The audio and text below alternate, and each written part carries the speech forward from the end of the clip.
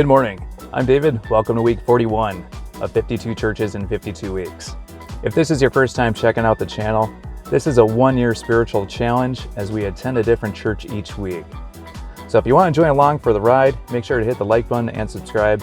Always appreciate the support. So for this week, I want to say thanks to my friend Brenda. She made a request for me to visit Belgian Roadside Chapels. So I took a little brief look into this, and from what it sounds like, Belgian settlers, when they were settling in Wisconsin, they didn't have all the resources available yet to build an actual parish or a church building. So what they would do is they would build these smaller roadside chapels to pray at, almost kind of like prayer pit stops from what it sounds like. Today, this is very interesting to me because each Sunday usually I'm going to worship, but for this, it's almost kind of like a chapel scavenger hunt. We talk about church hopping. This is literal chapel hopping today as I go from different one to different one. So I've already visited 3 so far on my drive over here, and I'll tell you, some of these are extremely hard to find. So as soon as I find one, I get a little bit excited. I'm gonna try and visit as many chapels as I can today, and I'll be back in a moment just from some insights from what I was able to find doing this.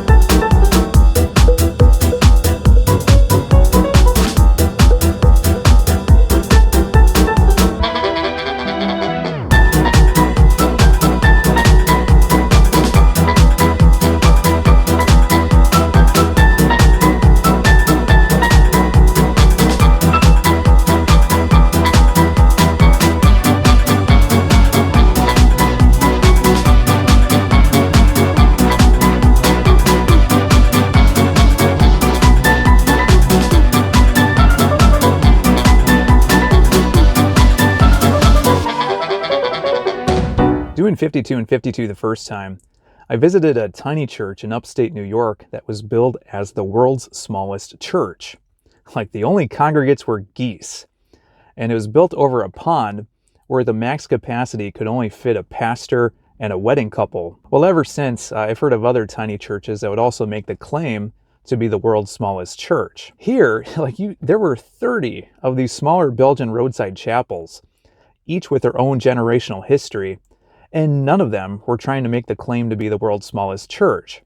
They were actually putting their faith in action into every single chapel. What I found from this is just how devout the Catholic faith is, because every single chapel that I went inside, there was so much love, so much care, so much attention put into every single one of these. Coming from a lifetime Protestant, it helped gain a newer understanding, a new perspective, a new appreciation for just how devout Catholics are. First thing you have to do is find a map. So I found one online, but I quickly learned with how small these chapels were, the online search with Google Maps just was not going to work. So I found that a paper map was much more sufficient. So I came across this pretty early on, and it was almost like with a scavenger hunt with the red dots. They almost resemble beads to a rosary is what I heard. So my plan was to visit all 30 of these. But that idea dissolved immediately because the very first one that I was trying to search, it wasn't a roadside chapel at all. It was a deep in the forest chapel. So my GPS was actually telling me to go off the side of the road to find this. And I'm like, my insurance isn't going to like that. So I took about 15 to 20 minutes to research where I had to go, found a parking space, then about another 15 to 20 minutes of hiking, found it, and then another 15 to 20 minutes back to my car. So the very first chapel took me about an hour to complete. Other type of chapels, like it was blink and you miss it. And there were several where I drove right by it, circled back, and it's like, oh, there it is. So I found many of the chapels, they were on the side of the road. A lot were on cemetery grounds, and others were also on church grounds. A number of these also, from the pamphlet, said that they were actually inside family homes. So I didn't want to be knocking on people's doors. Others were down like dead end road or swamp road, so I didn't feel comfortable driving down some of these gravel roads. And overall, it was very challenging to find many of these. I spent a total of about 9 hours between all the driving and searching, and I only found 9 of them, 9 of the 30 during this time. So like I could have searched for more, but the sun was setting. So I'm like, we'll call it on that. You may be wondering, what's the history here? So in the 19th century, these Belgian pioneers, it was very difficult to travel just due to the forest and all the terrain. So they borrowed from their old world Belgian traditions of building family chapels. This was way easier to do than build a church right on the spot early on. Oftentimes with these chapels, they would build it in honor of Mary or a saint, or often for prayers that were answered. So one story that I heard, and one of the oldest chapels was built in 1872. A gentleman, he got lime in his eyes, and he was worried that he was going to go blind. So he prayed that if he would be okay, if he would still be able to maintain his eyesight, he would build a chapel. Well, sure enough, he could still see, so he went to work and built this chapel that is still standing today. And I wasn't able to visit this. It's just with how many chapels there were, it was difficult to find. He built this in honor of, I want to say it was Saint Odell, who was the saint of eyesight. There was another chapel that I think was called the Lemieux Chapel.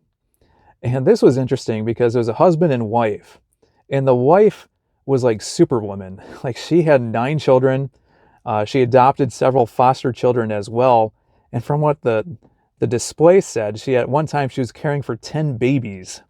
So she came into some inheritance and everyone thought that she was going to buy a car. But instead what she wanted to have a roadside chapel built in their backyard. I guess she had some health concerns, and it made it very difficult for her to go to church. So her husband and brother then started to build this chapel in the woods.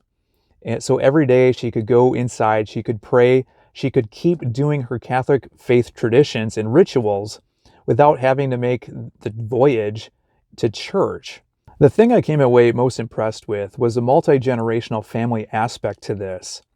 Oftentimes, between generations, you hear of heirlooms or jewelry or pictures that are passed down between generations. Here, it was the chapels that have been passed down. And to go along with that, you would see just the amount of care and attention and love that went into every single chapel. With some of the older ones, like you could easily mistake it for a garden shed. I've heard that. But when you would actually walk inside and you would see the flowers, the candles, the religious statues, the pictures, the rosaries, the kneelers. I think my favorite one, it was called Our Lady of the Snows Chapel. And this looks like it was built about a decade ago. And I was amazed at this because they even fit in 4 smaller pews. They had a baptismal font. They had a kneeler in addition to statues of Mary and Jesus. And then somehow they got a piano inside. So if you did a smaller service in here, I'd be so curious to attend something like that to see how that would all work out. Each chapel preached in their own unique way. They did it through remembrances, they did it through stories, they did it through objects. It was just so rich with these small sacred spaces. Coming from a lifetime Protestant, this gave me so much a newfound appreciation for just how devout Catholics are, to see that faith in action on display. I often don't see that from the same aspect from my background. The fact that they would not only share this with their own families through the generations, but then to share it with strangers, just people that are driving by, where someone like me, a complete stranger, could just walk inside and have a moment of silence, a moment of prayer. That was really interesting to me. Hope you enjoyed this week's visit to Belgian Roadside Chapels. If you have any future church requests, make sure to leave those in the comments below. As always, make sure to like and subscribe. That always helps with the YouTube algorithm. But until next time, hope you have a good one.